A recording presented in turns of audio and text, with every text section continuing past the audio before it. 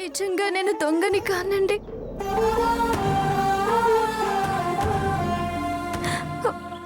కన్నయ్య మీద ఒట్టండి. ఐశ్వర్య, కన్నయ్య మీద ఒట్టేసింది కదా పాపం, వదిలే. ఏం వదిలేయమంటారు? ఈ విషయాన్ని ఇంతటితో వదిలేయమంటారా, లేక ఈ చెప్పుల్ని ఇక్కడే వదిలేయమంటారా? ఎంతో ఇష్టపడి కొన్నాను, 10,000 పోసి. ఈ అలగా మనుషులు మురికి చేతులతో పట్టుకున్న ఈ చెప్పుల్ని మళ్ళీ నేను ఎలా వేసుకోవాలి? కావాలంటే వీటిని కడిగిస్తానండి, బాగా శుభ్రంగా కడిగిస్తాను. అయ్యో, ఏయ్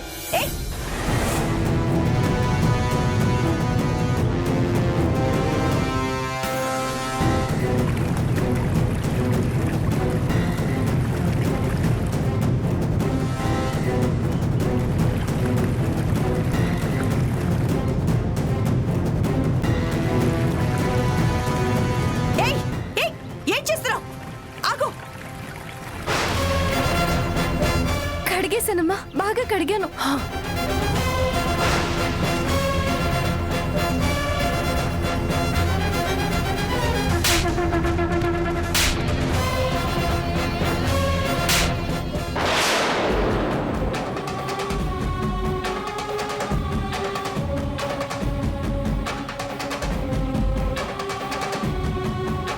బుద్ధుందా నీకు? ఈ చెప్పులు నీళ్ళల్లో తడిస్తే నాశనం అయిపోతాయి. ఎందుకు పనికిరావు? ఇవ్వవే, నా చెప్పులు నాకు ఇవ్వవే. 10,000 పెట్టి ఈ చెప్పుల్ని నాకు తెప్పించివ్వాలి.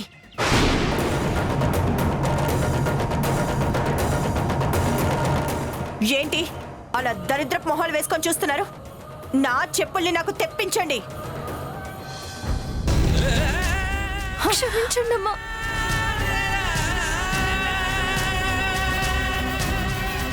నీ మురికి చేతులతో నా కాళ్ళు ముట్టుకోవద్దు. క్షమించండి అమ్మా, పొరపాటు అయిపోయింది. అవి తడపకూడదని తెలియక చేశానమ్మా.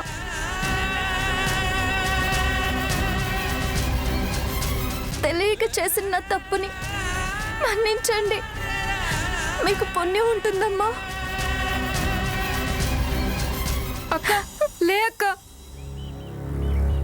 ఐశ్వర్య, గుడికి ప్రశాంతంగా రావాలి, గుళ్ళో ప్రశాంతంగా ఉండాలి, గుడి నుంచి ప్రశాంతంగా వెళ్ళాలి అంటారు. పోయిన చెప్పుల గురించి ఉన్న ప్రశాంతతని పోగొట్టుకోకూడదు. వెళ్దాం పద.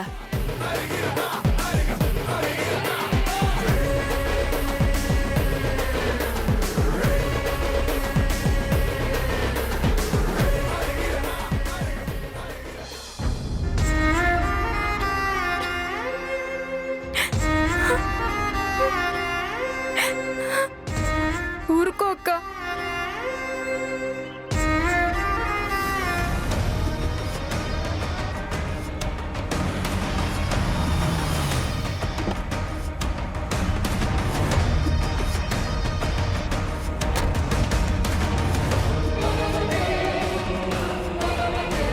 చిలకమ్మ, అది అవ్వగాని భోజనం ఏర్పాట్లు చేయి. అలాగేనమ్మా.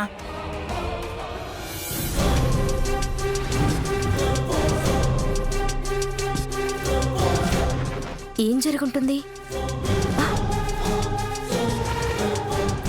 వసంత, దర్శనం బాగా జరిగిందా వసంత? బాగానే జరిగిందండి. అంతా బాగానే జరిగింది, కానీ చివర్లో అసంతృప్తి మిగిలింది.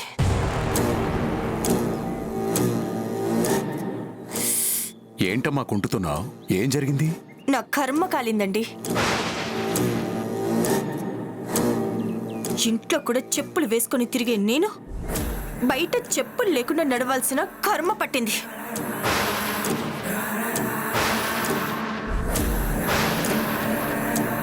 చూడండి, మెత్తటి చెప్పులు వేసుకొని నడవటానికి అలవాటు పడ్డ నా పాదాలు కట్టిక నీళ్ల మీద నడిచేసరికి ఎలా కందిపోయాయో చూడండి.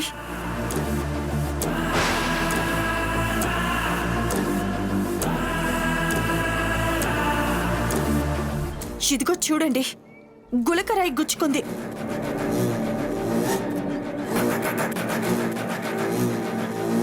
చిలకమ్మా. వస్తున్నాను అమ్మగారు, వస్తున్నాను. ఏటమ్మగారు? బకెట్లో వేడి నీళ్లు పోసి పెట్టు, కాళ్ళు పెట్టుకోవాలి. అలాగేనమ్మా.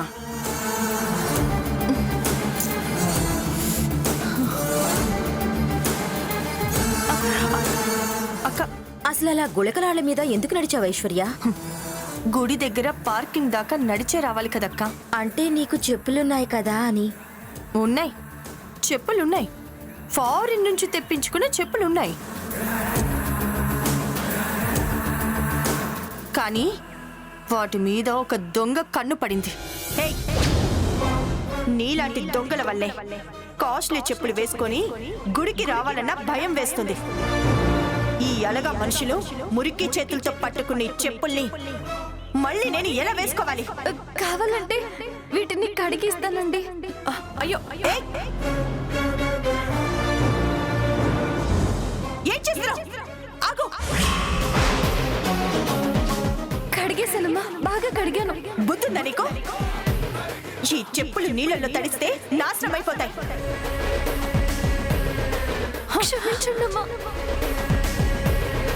అది జరిగింది. బాధపడక ఐశ్వర్య. గుడికి వెళ్ళినప్పుడు చెప్పులు పోయాయి అంటే శని వదిలిపోయింది అనుకోవాలి, తెలుసా? నేను అప్పటినుంచి అదే చెప్తున్నాను, కానీ తన బాధ తనది. చూడమ్మా ఐశ్వర్య, గుడికి భక్తులు మాత్రమే కాదమ్మా, ఇలా చెప్పుల దొంగలు కూడా వస్తుంటారు. పట్టించుకోకూడదు. పట్టించుకోకుండా ఎలా ఉంటాను మామయ్య గారు? అవేమన్నా 100 రూపాయలకి 200 రూపాయలకి ప్లాట్ఫామ్ మీద కొన్న చెప్పులా? 10,000 పోసి కొన్న చెప్పులు. ఆ దొంగ వేరే ఎవరో అయ్యుంటే వెంటనే పోలీసుల్ని పిలిపించి అరెస్ట్ చేయించుండేదాన్ని. ఆ నల్లపిల్ల కాబట్టి వదిలేశాను.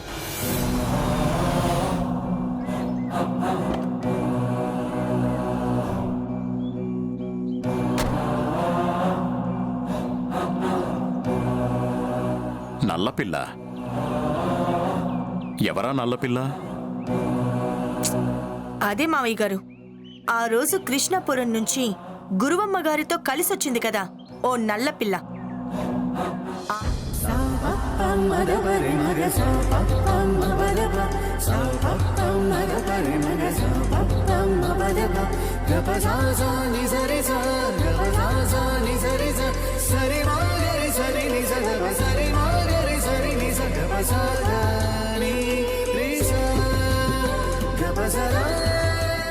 ఆ నల్లపిల్లే గుళ్ళో నా చెప్పులు దొంగతనం చేసింది.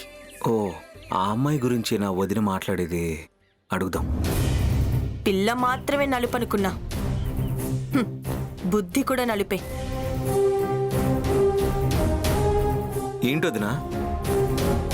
ఎవరి గురించి మాట్లాడుతున్నావు? ఏం జరిగింది? అదే అఖిల్, నేను ఫారిన్ నుంచి తెప్పించుకున్నా. ఐశ్వర్య, జరిగింది ఏదో జరిగిపోయింది, ఇంకా వదిలే. జరిగిపోయిన దాని గురించి కాదు ఇప్పుడు ఆలోచించాల్సింది. జరగాల్సిన వీడి పెళ్లి చూపుల గురించి ఆలోచించండి. ఆ దేవుడి దయ వల్ల సంబంధం ఖాయమైతే తర్వాత జరగాల్సిన పెళ్లి గురించి ఆలోచించాలి. నేను మరిగిపోనా, ఏ బకెట్లో వేసేస్తున్నాను. రండి. హా, పద. మెల్లగా.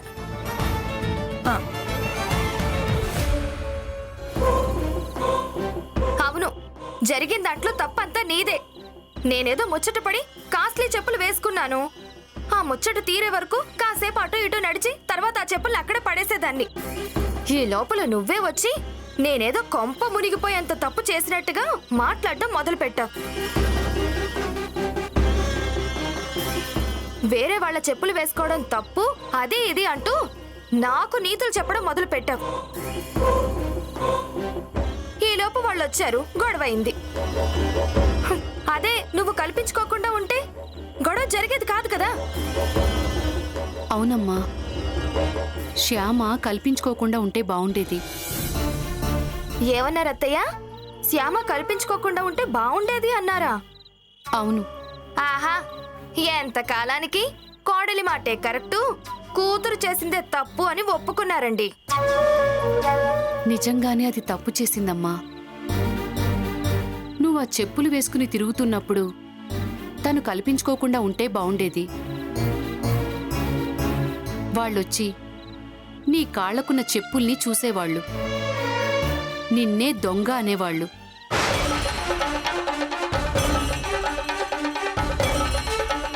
ఆ చెంపదెబ్బేదో నిన్నే కొట్టేవాళ్ళు సరిపోయేది. అనవసరంగా నువ్వు చేసిన దానికి శ్యామ బలైపోయింది. హ, అనుకున్నా కోడల్ని సపోర్ట్ చేసినప్పుడే ఇలాంటి కొసమెరిపిస్తారని అనుకున్నా. అమ్మా, ఈ విషయం ఇంకా ఇంతటితో వదిలే. వదిలేక చేసేదేముంది? అదిటి.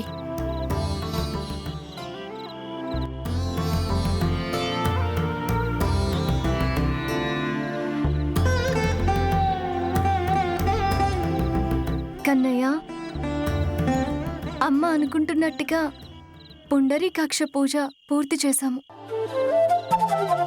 ఇక కిట్టు ఆరోగ్యం సంగతి నువ్వే చూసుకోవాలి. నా ఆరోగ్యం సంగతి ఒక్కటి చూస్తే చాలా కన్నయ్య, ఇంకేమీ చూడక్కర్లా. ఇంకేం చూడాలరా? నీ పెళ్లి సంగతి చూడొద్దా? అమ్మా మనిద్దరి గురించి కోరుకుంది కదా, నీ సంగతి కూడా చూడమని కన్నయ్యకి చెప్పు. చెప్పనక్కర్లేదురా, కన్నయ్యే చూసుకుంటాడు.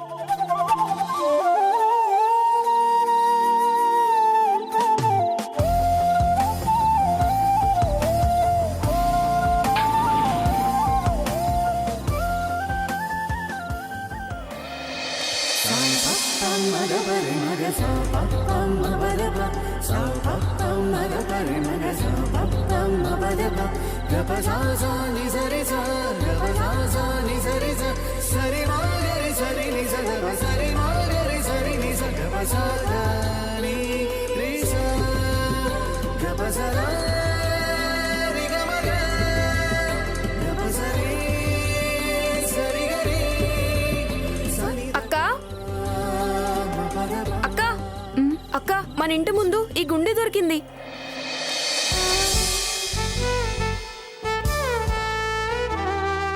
ఇదే ఆ చిన్నబాబు గారి గుండీరా. చాలా ఖరీదు ఉంటుందేమో.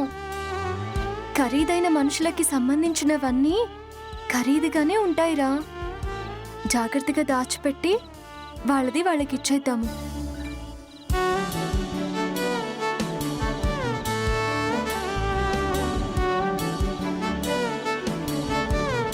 అక్క, ఈ గుండె చాలా ఖరీదైందన్నావు కదా.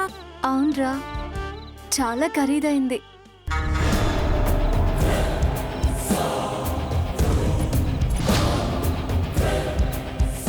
మరిలా సొరుగులో పడేస్తావేంటక్క? అమ్మకి చెప్పి జాగ్రత్తగా దాచిపెట్టాల్సింది. పర్లేదులేరా, మన ఇంట్లో దొంగలెవరున్నారు?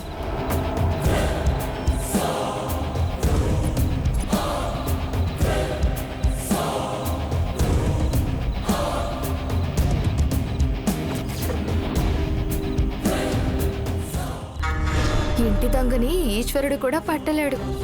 ఆ గుండి ఎవరిదైనా ఈ క్షణం నుంచి మాత్రం నాదే.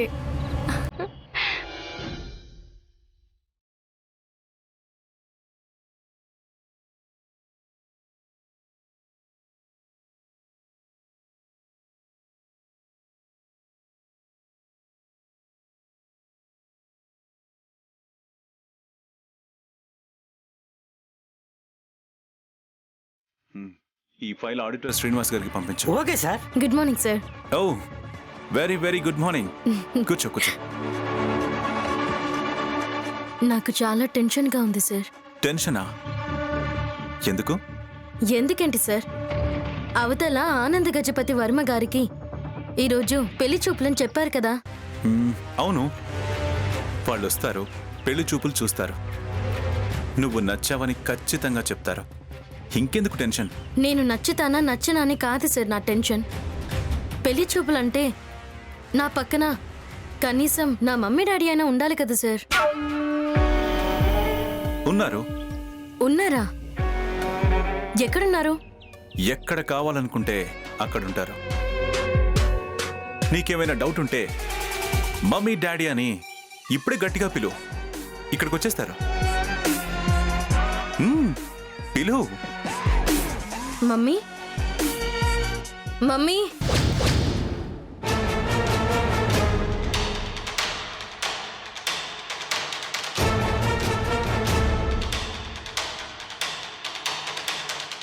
Yes baby I'm your mummy.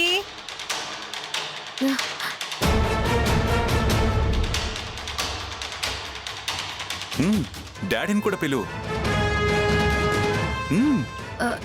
Daddy daddy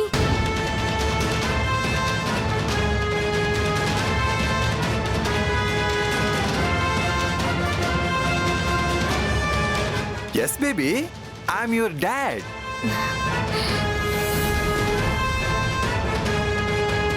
ఇతని పేరు సుబ్బారావు. ప్రస్తుతం ఈ సుబ్బారావు మీ డాడీగా మారిపోతున్నారు కాబట్టి ఇతని పేరుని రాజా జయచంద్రలాగా మారుస్తున్నాను. రాజా జయచంద్ర పేరు చాలా బాగుంది సార్. ఈవిడ పేరు నాగమ్మ.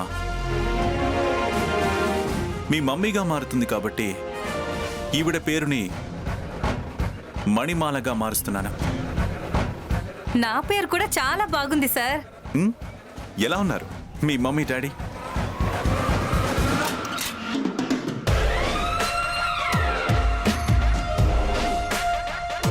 నా అంత గ్లామర్ లేకపోయినా ఓకే సార్, కానీ గెటప్స్ మరి మిడిల్ క్లాస్గా ఉన్నాయి.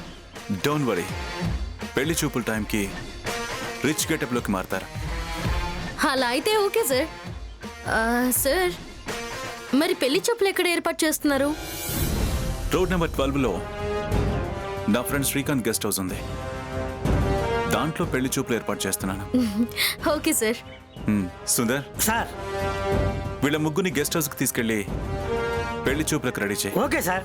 రండమ్మా రండి. Thank you sir. Thank you sir. వస్తాను సార్.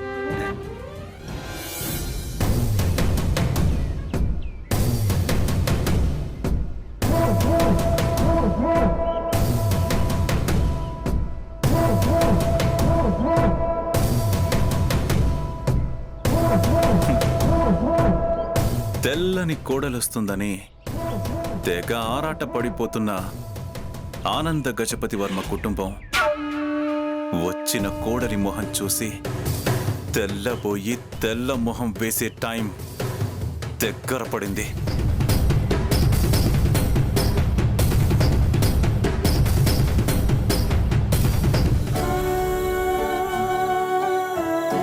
చిన్నబాబు, చిన్నబాబు,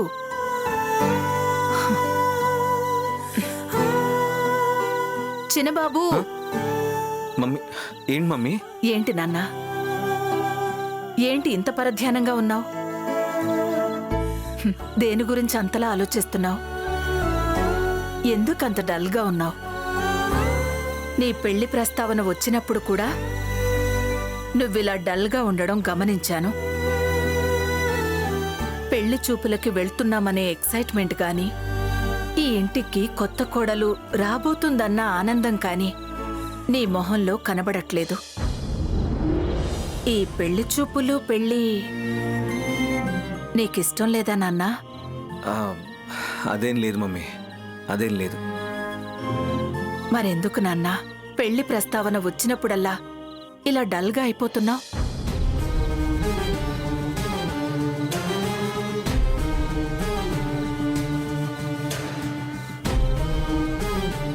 అదే మమ్మీ, నా ఫోబియా సంగతి నీకు తెలుసు కదా.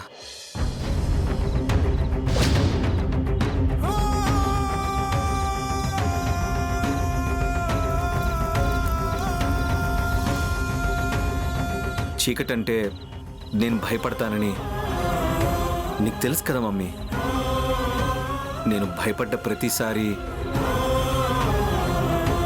నువ్వు నన్ను పసిపిల్లాడిని చూసుకున్నట్టు చూసుకుంటావు కదా మమ్మీ.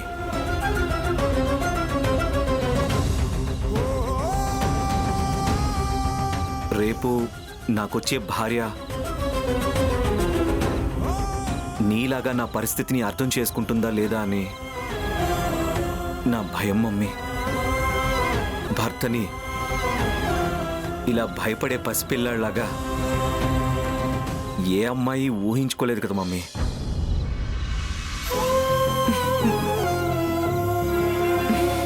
ఓస్, ఇదా నీ అనుమానం? అలాంటి సందేహాలు ఏవి పెట్టుకోకు నాన్నా. ఆ దేవుడి దయవల్ల నీ భార్యగా వచ్చే అమ్మాయి ఖచ్చితంగా నిన్ను అర్థం చేసుకుంటుంది. పసిబిడ్డలా నిన్ను నేను ఎలా చూసుకున్నానో అంతకంటే బాగా నిన్ను ఆ అమ్మాయి చూసుకుంటుందిరా.